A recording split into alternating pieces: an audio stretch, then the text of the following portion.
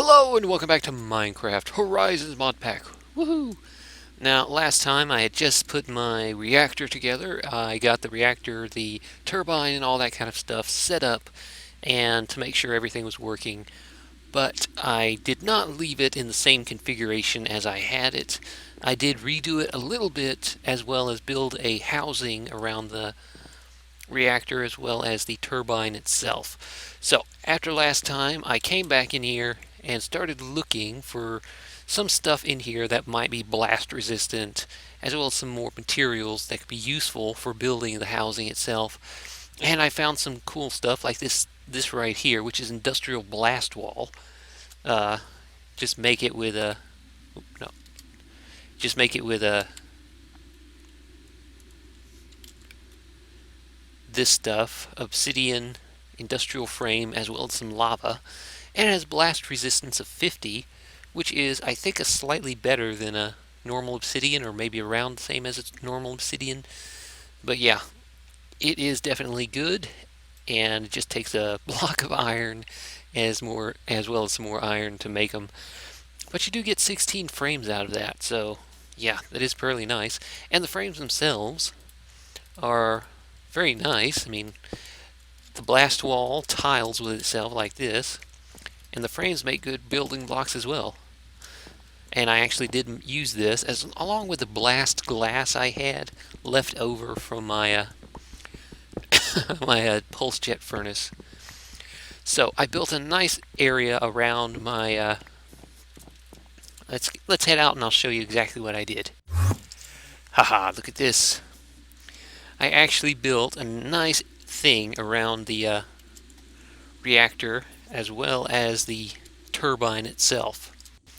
I used all of these industrial blast walls to excuse me, to build a nice little protective barrier around my reactor, as well as the blast glass itself, so I can actually look in there and see. Now, I don't know the blast resistance rating on this blast glass, but hopefully it has a fairly good rating and has a resistance to being exploded. And I ran a steam tube out here all the way to my turbine.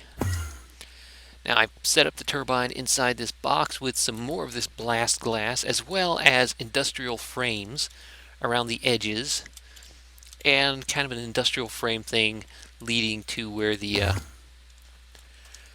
turbine comes out right here, as well as on the other side, just to give it a nice look, since I didn't want it to just be hanging there in midair with no supports or anything like that. And I think it came out fairly well. I mean, this does not really have to be as blast resistant as the main reactor does, and hopefully this glass will give it at least some protection. But I also have the other end of it coming out right here through a couple of these bedrock shafts right here, coming in to this dynameter, or whatever it's called, just so I can see the torque, power, and speed that it's getting up to. I also set the what's called condenser up here, and hopefully the pipe on the side will be able to draw the low pressure water out of here once it condenses and be voided in the void cube, which I put down here. So I managed to get everything set back up the same way I had it before. Well, basically the same way I had it before when it was over here. I just encased it in all of this lovely glass and frames and marble brick, as well as building a little platform for me to actually have my stuff set up with. And I made a nice little room down here for my computer system. Oh, I need to get my computers powered back up. There we go. Now I should be able to grab. I did take all the fuel out of here, mainly because I I didn't want it to explode on me. So there's that, and ooh, let's drop this in there and this in there. because some of these uranium pellets did not completely get used up at the same rate. So I'm gonna have to put all these back in there. 1 second. Okay, there we go. Now there was a slight problem in that the fuel pellets themselves are not being used up at the same rate for some reason. Like this one's 47% depleted, this one's 38%, this one's 40%. And I think they are still being depleted even though the control rods are down. Now I did surround this bottom portion with more blast glass, more industrial blast wall, as well as just plain obsidian at the bottom here. Now the only weak point is where it has to come out here for the ME cable, so hopefully that won't have any negative effect on it. But now that I have these fuel back in there, I can come back in here, and I will need to make something so I can actually control this without having to pop inside of here. But for now, let's retract all and see if this stuff is actually working. So let's connect this last steam line up right there, and hopefully this will work. Now I do need to figure out some way to turn off that steam vent without having to break this line, because as I said before, these lines have infinite storage capacity, and if it has steam in it, it could have unlimited amount of steam in this single pipe here, and I don't want to break it just to turn this off. So I need to figure out a way to be able to turn off this vent without having to break the line itself. Now, I don't know if you can actually turn the vents off normally with a redstone signal or anything like that. I have not tried, but I might try that at some point.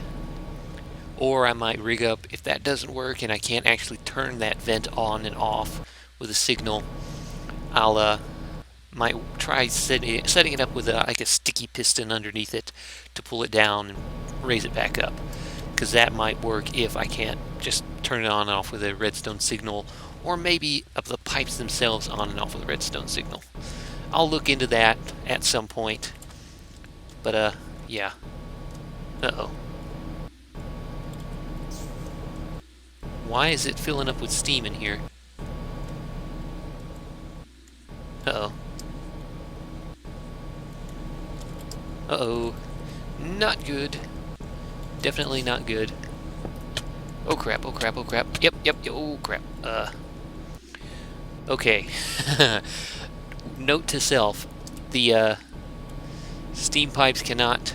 The pipes cannot pull it out from the side.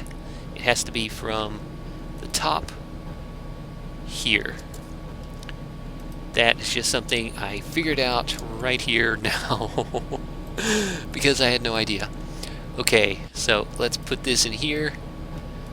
Red line. There, there, and here. There we go. It's draining off all the water, and now that I just need to figure out how to get rid of all that steam now.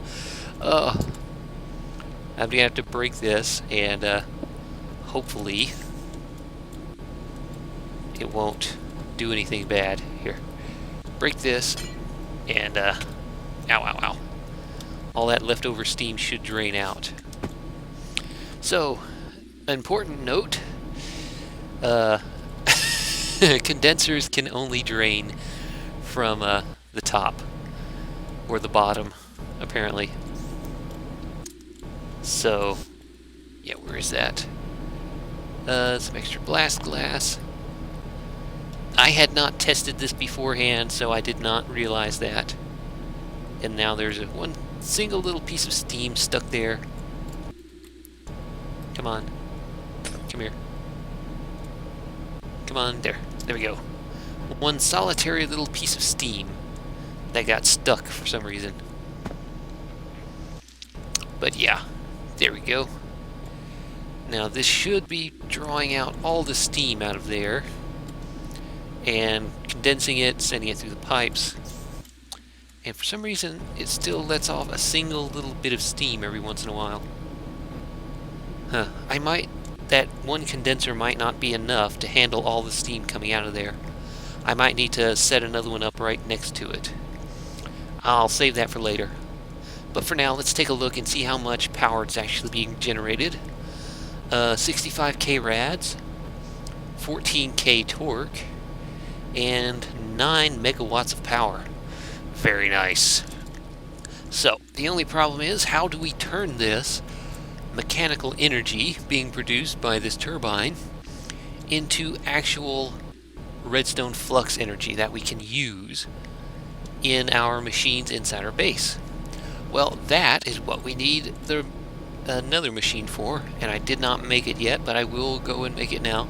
Let me go and break this, and I need to turn this off, which is something else I need to do, which is make a way to remotely control this, which is exactly what I'm going to do now. So, the way we turn that mechanical energy into mechanical energy, rotational kinetic energy into redstone flux energy is with a dynamo. And that would be this one, the rotational dynamo from RotaryCraft. Basically, it acts the same way all the other dynamos do from thermal expansion.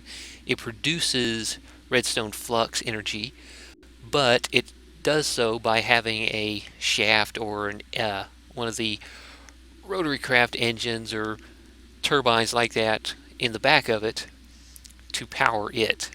And unlike the thermal expansion dynamos, this one has a much higher production rate that it can get to.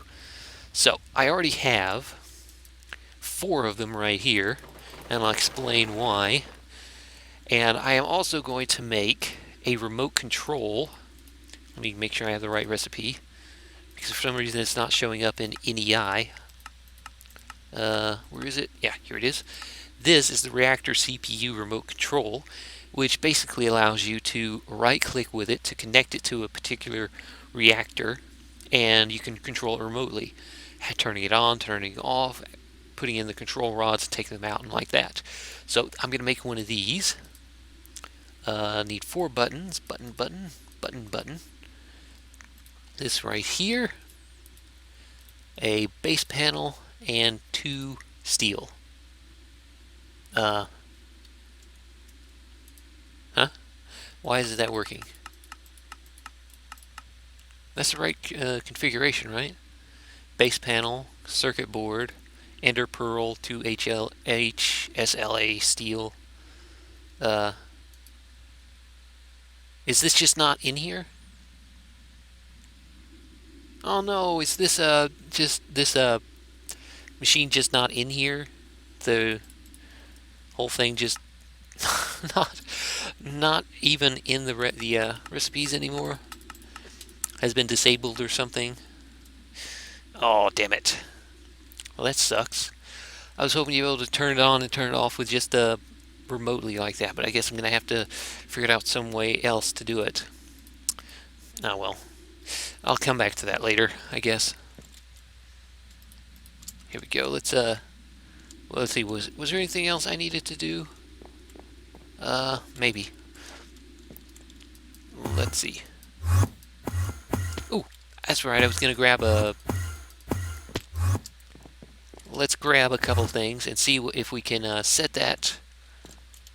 I need a lever, redstone lever, 1 lever, some wire, because I had some red alloy wire left over from stuff I was doing before, as well as a sticky piston just in case. 1 sticky piston.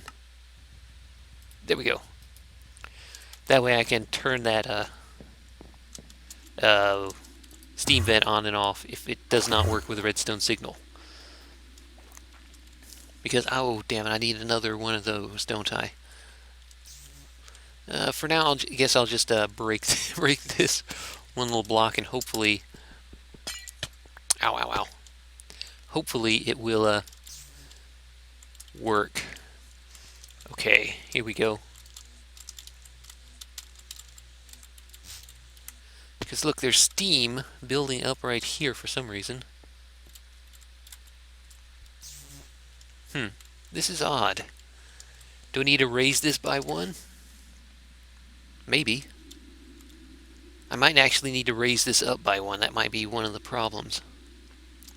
Okay, let me move this up just a little bit, and I will. There we go, just like that. Break this block. Okay. Oh yeah, that's what was happening. There was steam building up on the side right there for some reason. Huh? Ow. There's steam building up here too? Yep. There's steam building up on these side pieces, and that's what's causing the problems, I think. So, if I put another condenser right here and put this one back down right here, that might work a little better. Instead of just having one condenser, having 2 of them might actually work a little bit better. So let me, I'm going to go make another condenser real quick and come right back.